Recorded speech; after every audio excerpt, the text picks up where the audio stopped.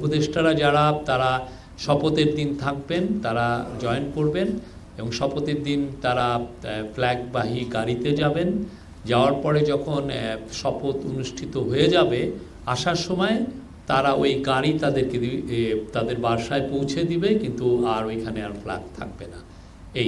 তারা সবাই দেশেই আছেন, তারা দেশের গর্বিত সন্তান, দেশের সামনের ফিউচারে দেশকে আরও এগিয়ে নিতে তারা তাদের সর্বোচ্চ এফার্টস দিবেন। আমি মোহন, আমি একাত্তর কাজ করি, সেটা হচ্ছে জানতে চাই যে এই শপথ অনুষ্ঠান যেটা হবে সংসদ সদস্য এবং যেটা পরিষদ হচ্ছে সমাজ কাজ করবে, সেই জায়গায় আসলে শপথটা কে পড়াবেন প্রথমত। আরেকটা হচ্ছে যে আমরা এতদিন দেখেছি বঙ্গভবনে আসলে মন্ত্রী পরিষদের বই শপথটা হয় সে দক্ষিণ প্লাজায় হবে, এইটা আসলে কি রাষ্ট্রপতি পড়াবেন নাকি অন্য কেউ পড়াবে, এই যদি একটু এই বিষয়টা আপনি ল অ্যাডভাইজার, উনি তো পার্লামেন্টারি অ্যাফেয়ার্সও দেখেন, উনি এটার উত্তর দিবেন। কে শপথটা পড়াবেন আমি বললাম যে আমরা হয়তোবা কালকের মধ্যে জানবেন আপনারা। Any other question? কই বার? হ্যাঁ, বাংলাদেশের ইতিহাসে এইভাবে 2 দিন মন্ত্রিসভা শপথ গ্রহণের 2 দিন আগে দুই ধরনের এক হচ্ছে এইভাবে কখনো মন্ত্রী পরিষদ সচিব নিয়োগ দেওয়া হয়নি। এই সপ্তাহে সেটা 10 বছর পর একজন কর্মচারীকে এনে মন্ত্রী পরিষদ সচিব নিয়োগ দিয়েছেন প্রতিনিধি। আবার মন্ত্রী পরিষদ গঠনের 2 দিন আগে তার পদত্যাগ, ওদের কি কারণে সেটা তো জাতিকে জানানো উচিত। সরকারের ব্যর্থতা, কেন তিনি থাকতে চাইলেন না আমি আবারও বলি, আমরা এই নিয়ে আজকে একটা স্টেটমেন্ট দিয়েছি, আপনারা দেখেছেন। উনি বলেছেন উনি ব্যক্তিগত কারণে উনি আসলে ওনার রেজিগনেশন করতে চাচ্ছিলেন। ইলেকশনেরও বেশ কিছুদিন আগে উনি চিফ অ্যাডভাইজারের কাছে এসে দেখা করে এটা উনি জানিয়েছিলেন। চিফ অ্যাডভাইজার বলেছেন যে ইলেকশনের সময় তো ক্যাবিনেট সেক্রেটারি তো মাঠ প্রশাসনের সাথে পুরো মেলবন্ধন করেন, পুরো মাঠ প্রশাসনটা ওনার তত্ত্বাবধানে থাকে। আমরা 2টা খুব ইম্পর্টেন্ট ইলেকশন ইতিহাসের, একটা হচ্ছে ত্রয়োদশ পার্লামেন্টারি ইলেকশন আর একটা হচ্ছে গণভোট। এই 2টা ইলেকশনে যেহেতু মাঠ প্রশাসন কে একটা কোঅর্ডিনেশনের একটা ইস্যু আছে, সেই জন্য চিফ অ্যাডভাইজার তাকে রিকোয়েস্ট করেছিলেন যে আপনি একটু থেকে যান। তারপরে আর সেই ইলেকশনটা যখন খুব সাকসেসফুলি শেষ হলো, তখন উনি উনি রেজিগনেশন টেন্ডার করেন।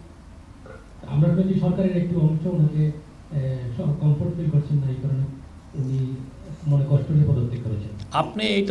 আপনি বাজারে কি কথা শুনেন সেটা তো আর, আমি যেটা জানি এবং যেটা সত্য সেটাই আমি বলছি। ধন্যবাদ।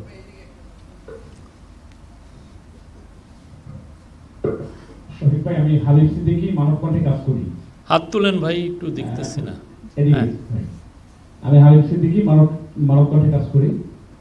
নির্বাচন নিয়ে সরকারের পক্ষ থেকে তুষ্টতা আমরা দেখেছি যে সরকার জানিয়েছে যে, এবং সরকার প্রধান উপদেষ্টা অত্যন্ত খুশি হয়েছেন যে ভালো একটা নির্বাচন হয়েছে।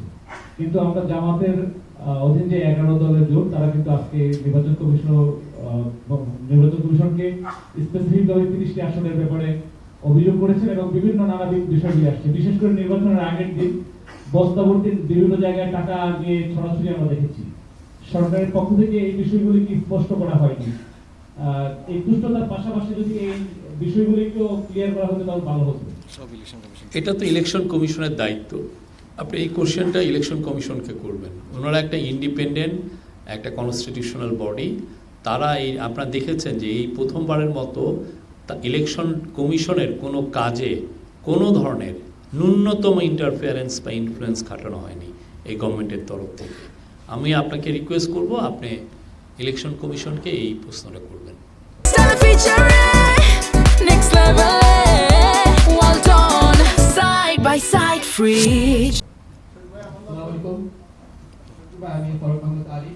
উজ্জ্বল আসি। হ্যাঁ, আমাদের এই অন্তর্বর্তী সরকারের উপরে অনেক ধরনের প্রত্যাশা ছিল দেশের প্রত্যেকটা মানুষেরই।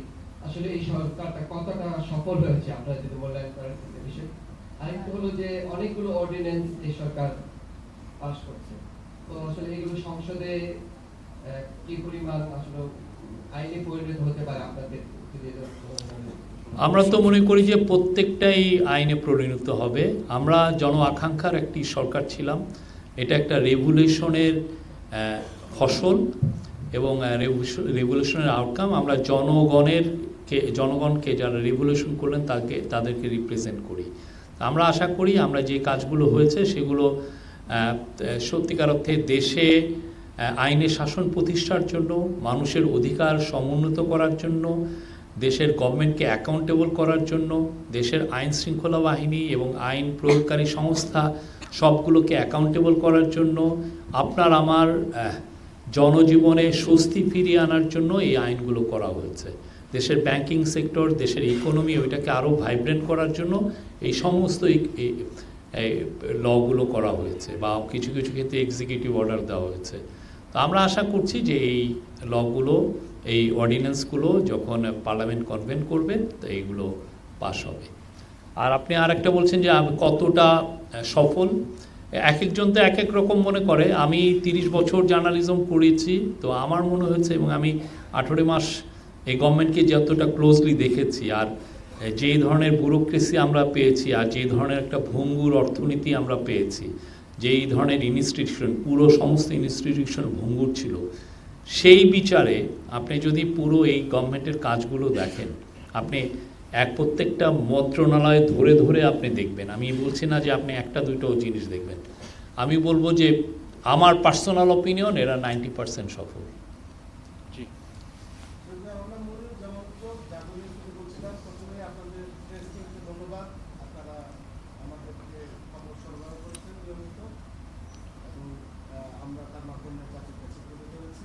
মাইকটা দেন না এদিকে, মাইকটা দেন এদিকে। প্রশংসাটা মাইক দিয়ে শোনা উচিত না? হ্যাঁ হ্যাঁ, মাইক দিয়ে শোনা উচিত না। প্রশংসা একটু মাইকে শুনতে হয়। বলেন। ধন্যবাদ। আমি জাগো নিউজের প্ল্যানিং এডিটর মনিরুজ্জামান উজ্জ্বল। দীর্ঘদিন আপনাদের এখানে ব্রিফিং কভার করেছি। আপনাদের প্রেস টিমকে বিশেষভাবে ধন্যবাদ। আপনারা নিয়মিত ব্রিফিং করেছেন এবং এর মাধ্যমে আমরা সংবাদ পৌঁছে দিয়েছি।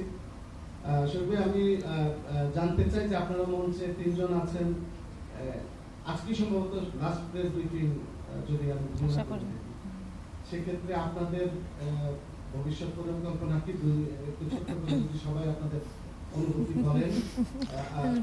অন্য এটা একদম লাস্টে উত্তর দিব, অন্য কোনো সিরিয়াস কোশ্চেন? জি জি, মাইকটা দেন প্লিজ। আমি আচ্ছা এই উত্তরটা দিয়েই নি। আমার ইচ্ছা আমি জার্নালিজমে ফিরবো, আর ওনারা 2 জন কি করবেন ওনারাই বলেন। আগে উনি বলুন। আমার ইচ্ছা আমি জার্নালিজমে ফিরবো। আগামী 17 তারিখ শপথ গ্রহণ শেষে আমাদের দায়িত্ব শেষ হবে, তারপর আমি চাকরির জন্য ওপেন হব। আপনারা আমার জন্য দেখতে পারেন। আচ্ছা, আমি তো সাংবাদিকতা করতাম আগে রেজিস্টারে, আর আমার পড়াশোনা করতে যাওয়ার ইচ্ছা আছে দেশের বাইরে। সো আমি একটা ব্রেক নেব, তারপরে ঠিক করবো যে সাংবাদিকতা কিছুদিন করে তারপর বিদেশ যাব নাকি কি করবো আমি জানি না আর কি। এখন আমি জাস্ট ইনডিসিশনে আছি এখন। Thank you.